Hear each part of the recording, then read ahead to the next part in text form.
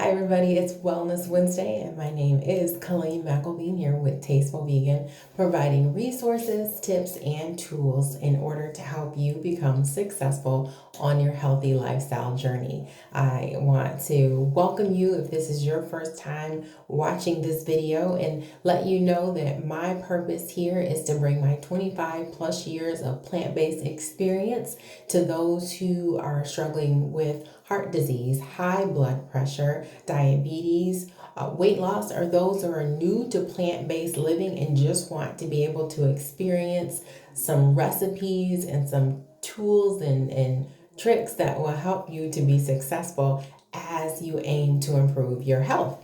And so a little bit more about me. Again, my name is Colleen McElveen. I am a wife, mother of two, and I have been operating as the owner and CEO of Tasteful Vegan Frozen Desserts. It is a top 8 allergen-free dessert company that makes desserts that are naturally sweetened. And just this year, on Memorial Day of 2022, I opened the first Black and women-owned dairy-free, top 8 allergen-free ice cream shop in the state of Michigan, and it has been exciting. It's so funny. We recently had visitors that came internationally. So now Tasteful Vegan Ice Cream Shop has served from Detroit to Denmark. That's how far we had our most recent guests come and join us to get some non-dairy milkshakes and soft serves. So if you ever are in the West Michigan area, we are in Wyoming, Michigan. We're open on the weekends, Friday to Sunday. We would love an opportunity to serve you with our dairy-free frozen desserts. And so what I aim to do in these videos is provide really practical bite-sized nuggets of information that will help you to become successful. And last week we talked about silencing your cell phones and basically shutting out all the noise that could hinder you from being successful. And this focus for today's video actually comes from a question that we received last week in the comments.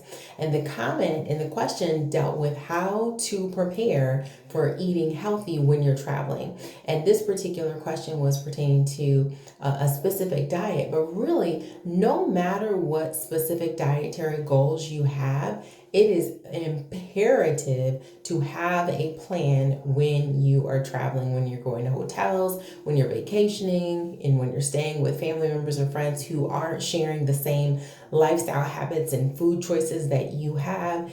That motto, if you fail to plan, you plan to fail, exactly will come into play when you are traveling and you don't have a plan in place. And so I want to share with you recently, my kids were at Vacation Bible School, and so I had to travel out of town for about a week. And in order to adequately plan, there are a couple of snacks that I normally pack with me, but I had right across from our hotel was a Whole Foods, aka my friend calls it whole paycheck, because you can lose your whole paycheck at Whole Foods. But it was important for me to recognize that there are certain things that I can be able to add to or to be able to plan to have so that I have a full meal. And typically for me, I like to have some fresh fruits, some grains. I do non-dairy yogurts and I make my own parfaits. I picked up on this particular trip some vegan jerky. And then I also wanted to make sure that for the hotel that I'm staying at, if they just had fruit, what can I add to it? If you're out eating at a restaurant, I highly recommend eating at restaurants that are less of a chain and more local restaurants. They tend to have an opportunity to cater their menu a little bit more specific to people's dietary requests than when you eat at chain restaurants. But if you're unable to do that, just make sure that sometimes I personally will have a snack ready before I go into a restaurant, or I have something that maybe I can add. If I have a salad, I bring my own dressing because I prefer to have dressings that is not sweetened with sugar. So I'll typically bring my own seasoning or my own dressing so that I can be able to keep the kind of diet and plan in place while I'm traveling.